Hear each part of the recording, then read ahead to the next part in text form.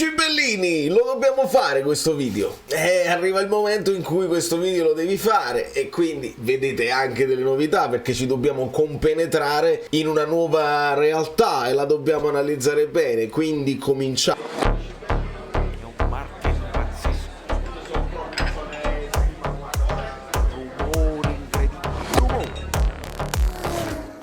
Allora, amici bellini, dove sta? Benvenuta Maria Cerase. Cerase, bellissimo. Benvenuti a tutti i nuovi iscritti che adesso sono curiosi, ovviamente. Guardiamoci nell'anima, riusciamo a guardarci nell'anima anche meglio in questa situazione. Vi iscrivete al canale, c'è martedì con Rita Pavone, tutte le cose. Insomma, lasciate i like.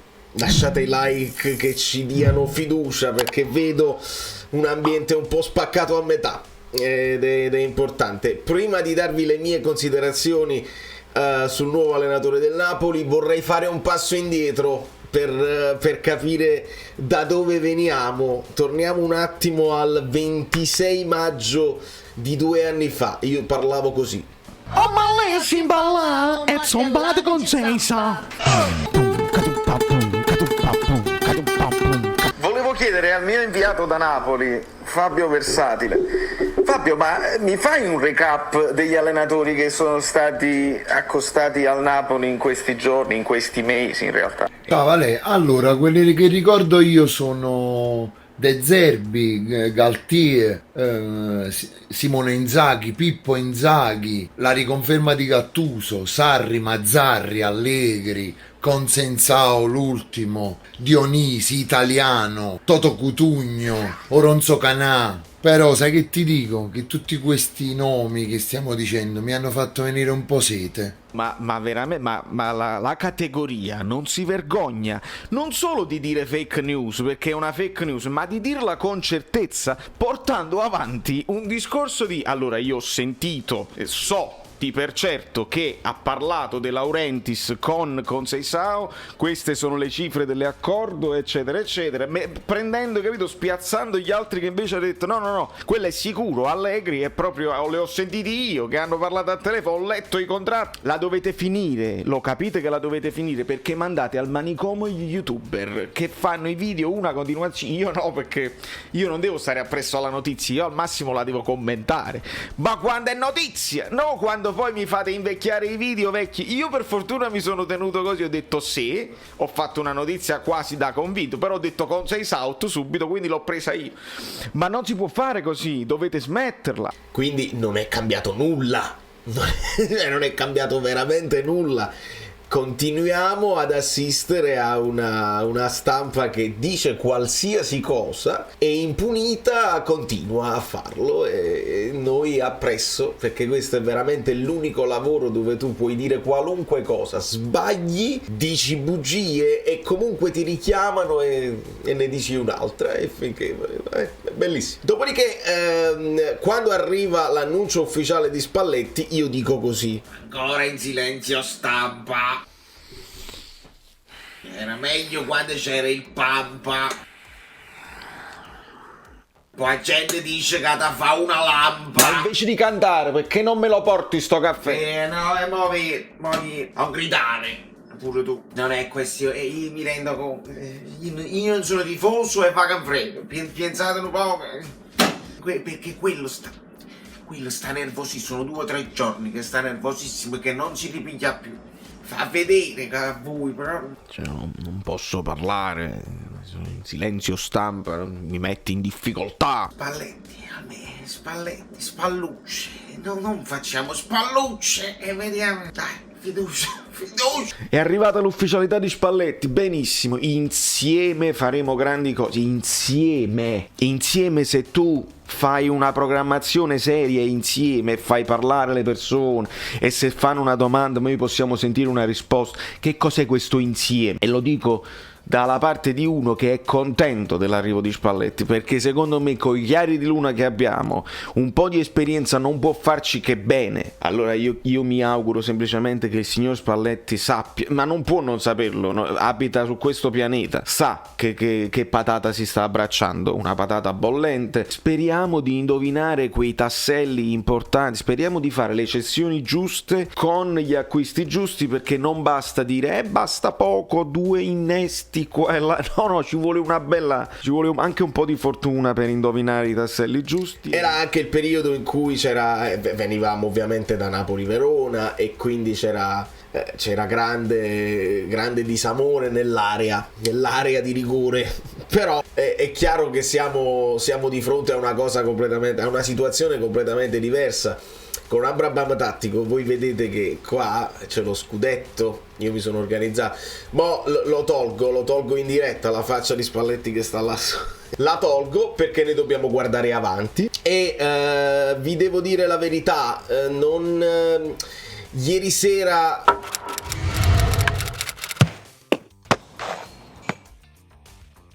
avevo da lavorare e ho fatto giusto lo short e sono andato a lavorare con questo tarlo Rudy Garcia, quindi un po' spagnolo e un po' francese, e per la prima volta da quando faccio i video sul Napoli non sono convinto dell'allenatore, è la prima volta e quindi sono stato un po' male. La parola in inglese è upset. Upset non significa arrabbiato, ma significa più sconvolto. È una notizia che sconvolge perché nel frattempo mi ero abituato all'idea di Galtier, ci eravamo fatti tutta una serie di programmi e avendo analizzato Garcia non nello specifico, non tatticamente, tra l'altro oggi stasera ce ne andiamo a Telecapri da Paolo Del Genio, faranno un approfondimento, quindi veramente vi consiglio di non perderlo, interverrò video e ne parleremo nello specifico. Per la prima volta non sono convintissimo. Contemporaneamente però è chiaro che io voglio il bene del Napoli e quindi voglio che Garcia mi smentisca e mi faccia vedere cose bellissime, e se ci andiamo a studiare il personaggio è un personaggio secondo me positivo, se non convince il fatto che nell'ultimo anno insomma Arabia Saudita, campionato poco allenante, si deve capire come è finita, però interessa anche poco. Non voglio guardare troppo indietro nel tempo con quello che ha fatto alla Roma, adesso lo analizzeremo anche tatticamente, però poi il personaggio secondo me, ecco perché poi Spalletti ma già lo ha su Nobma lo togliamo. Ecco perché poi De Laurentiis col suo tit magari è perché è un video difficile e non ci dobbiamo fare debiti. Già stanno arrivando i Garcia out, però sono quelli che dicevano che Spalletti out anche dopo la vittoria dello scudetto, quindi non fanno testo. Noi dobbiamo prenderci quello che è stata la nostra esperienza anche quando eravamo dubbiosi e dobbiamo renderci conto che si può fare molto meglio di quello che ci si aspettava. Andiamo a vedere un pochino Garcia cosa vuol dire per noi. Vedete, è tutto organizzabile, questo già lo facevo prima. Allora, vince un campionato francese, vince una Coppa di Spagna e va bene. Qua ci dicono modulo più utilizzato 4-2-3-1, lo andremo a vedere bene. Ovviamente utilizza anche il 4-3-3, però all'epoca con la Roma Totti centroavanti, lo andremo a vedere bene nello specifico. Adesso è allenatore del Napoli. Tra l'altro una curiosità, di nuovo si fa il 2+1, così ci dicono come contratto, quindi sotto questo punto di vista è un elemento di continuità per quanto riguarda la scelta di De Laurentiis. Ancora non si sa perché adesso ci dicono Giuntoli ha saputo della cosa tramite social, ma non mi fido più di voi, non mi sono mai fidato e continuo a non fidarmi. Non lo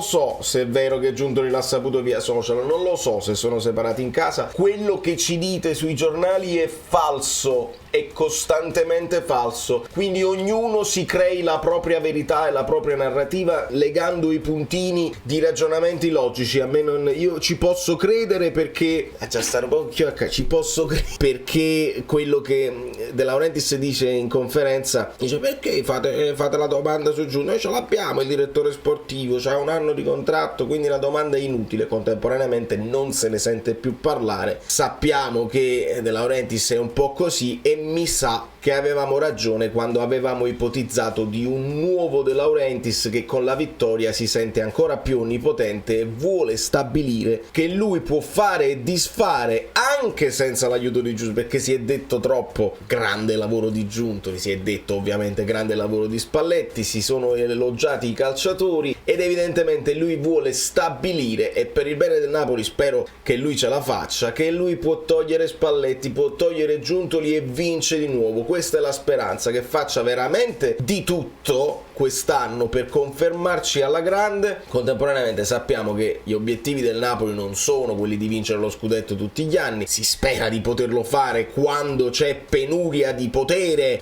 nelle altre squadre, quindi il Napoli si può inserire, ma bisogna crescere a livello di brand, bisogna crescere in Europa, ci sono tutta una serie di cose che si possono fare, e quest'anno c'è il budget per fare una serie di cose importanti. Di conseguenza un po' di onnipotenza da parte di De Laurentiis, che potrebbe essere anche positiva se tu decidi di essere tu un unico uomo al comando. Dopo ce la prendiamo con te se non funziona, quindi non vi siete iscritti al canale Telegram, siete pazzi completamente. Quindi questa è la situazione di Giuntoli, ancora non chiara, e dobbiamo capire adesso il mercato cosa ci porterà, perché sappiamo soltanto che Anghissà è uomo di Garcia, perché si conoscono, lo ha allenato prima, ci andrei in guerra, è forte, va bene, quindi Anghissà centrale ovviamente nel progetto. Dovrà parlare l'allenatore con Anghissà, dovrà parlare con Di Lorenzo, dovrà capire tutti i vari. Dobbiamo vedere se Rudy Garcia come uomo e come allenatore stimola i giocatori che sono magari in dubbio se rimanere o andar via, e questo potrebbe essere un momento chiave. Comunque media punti qua ovviamente altissima con Nassar, ma non avevano nemmeno dei avversari. 2,27, 1,8 con Lione, col Marsiglia 1,68, 1,84 con la Roma. Bisogna fare meglio, bisogna fare sicuramente meglio. Fece molto bene i primi 2 anni, l'ultimo anno poi arrivò l'esonero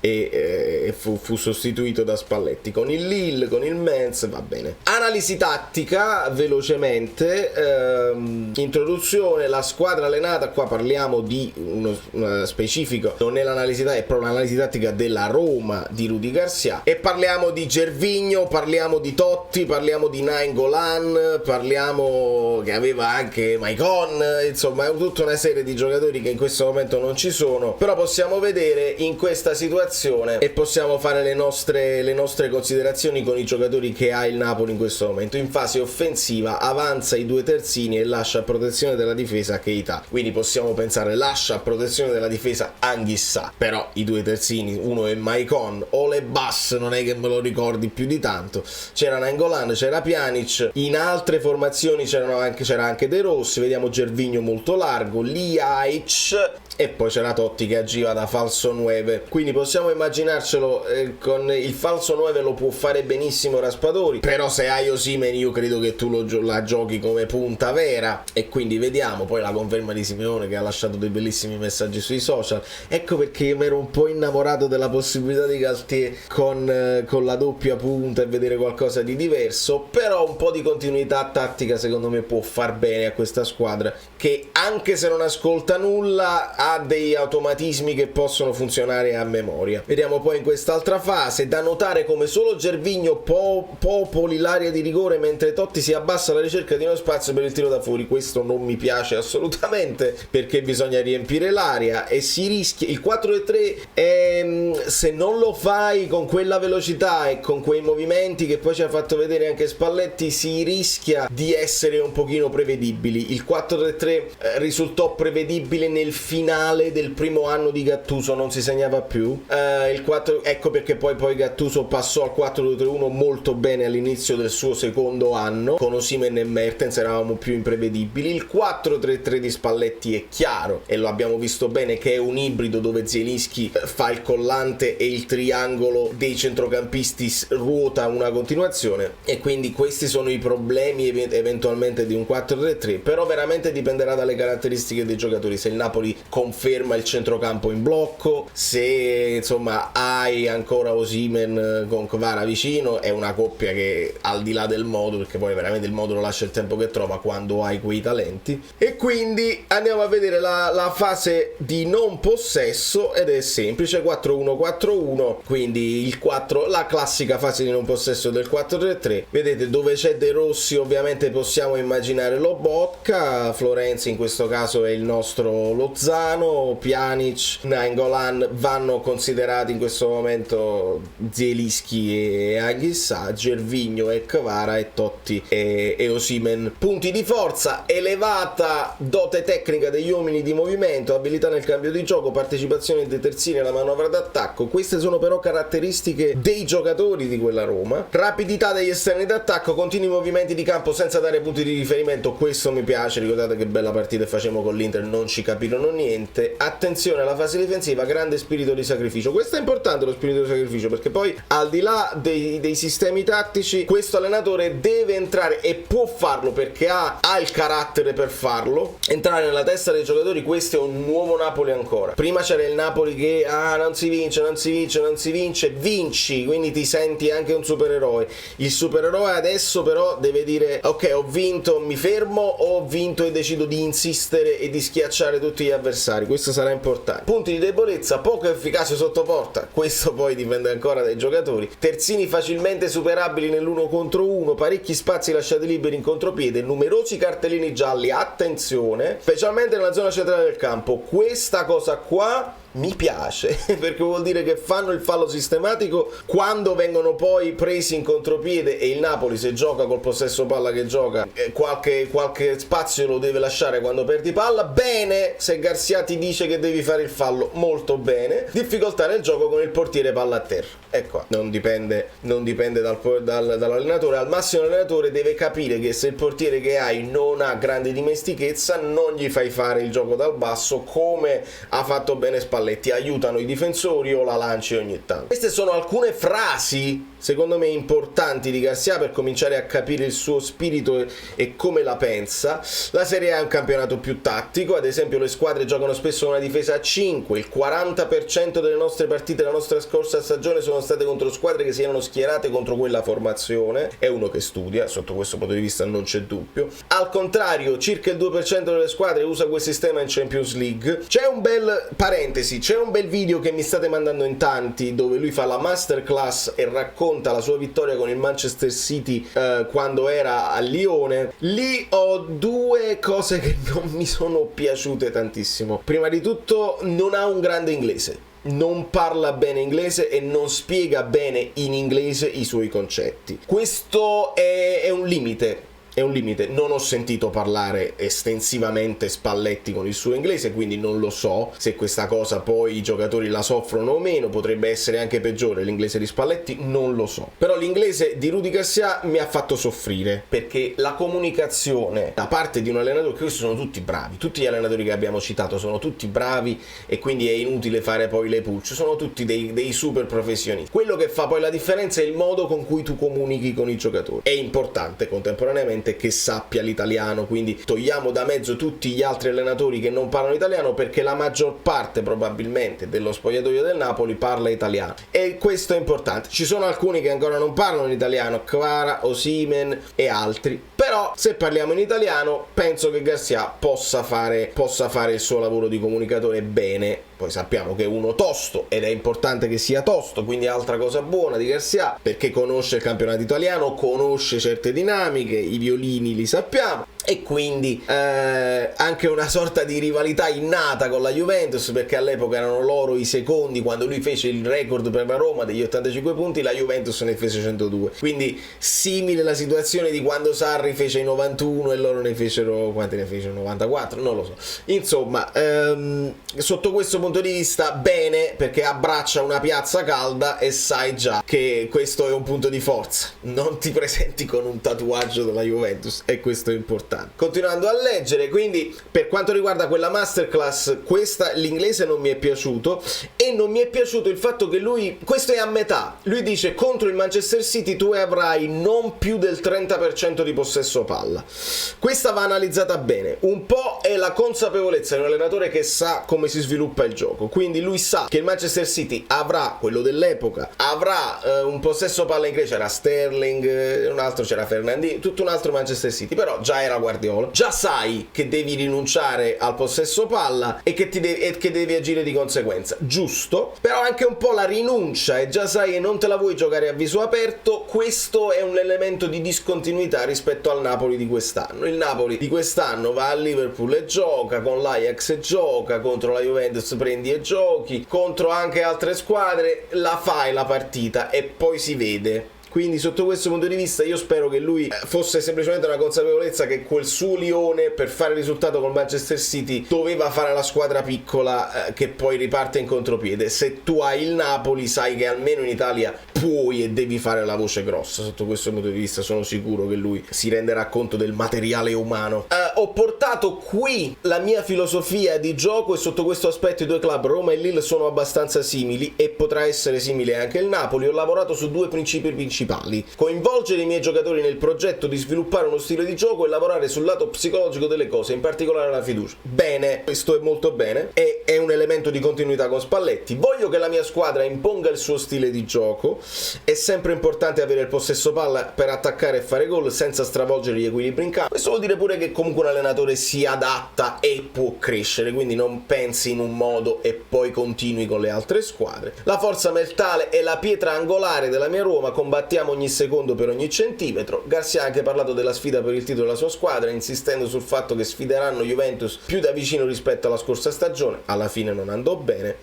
La cosa che è cambiata di più è che ora abbiamo più esperienza di sfidare in cima alla classifica. Non andò bene, ma quella era un'altra Juventus ed era un'altra Roma. Era un'altra Serie A. Quando analizziamo la scorsa stagione non dobbiamo dimenticare che abbiamo ottenuto un numero di record di punti, e questo l'abbiamo detto. Dobbiamo avere una visione più ambiziosa e lottare per qualificarci alla Champions League e vincere trofei. Abbiamo trofei da vincere, ragazzi. Abbiamo la Coppa Italia, abbiamo la Supercoppa, abbiamo l'obiettivo di andare un po' più avanti in Champions League e non partiamo con l'obiettivo dello scudetto. Lo so, vi siete fatti ingolosire, però non partiamo con quello, altrimenti già si parla, ha fallito, significa poi dare noi troppa pressione al nuovo allenatore, un allenatore che ha abbracciato anche lui una patata bollente come fece Spalletti, e bollente per diversi motivi, per motivi diversi. Spalletti aveva abbracciato una squadra e dei tifosi che erano depressi, questa piazza invece è entusiasta di quello che si è fatto e spera di potersi ripetere. Sarebbe storia assoluta potersi ripetere e fare veramente la leggenda. L'Europa League, tutti i trofei sono importanti, metteremo il 100% nella competizione. Il calcio europeo non è fonte di pressione ma di piacere, l'unica cosa che mangia l'energia fisica e mentale di cui abbiamo bisogno per la Lega. Non amo questa cosa qui. Per quanto riguarda i nostri infortuni, abbiamo fatto bene a creare una rosa profonda e piena di giocatori di qualità, quindi di conseguenza non abbiamo sentito troppo le assenze. Insomma ragazzi, Rudy Garcia, ripeto e concludo, non era il mio preferito perché viene da un'esperienza non positiva ed è un po' lontano dai campi che contano. Era lontano però dai campi che contavano anche Spalletti, che 2 anni era stato fermo studiando, e lo abbiamo visto. Positivo Spalletti il primo anno con qualche ombra, toglie le ombre nel secondo anno e stravince.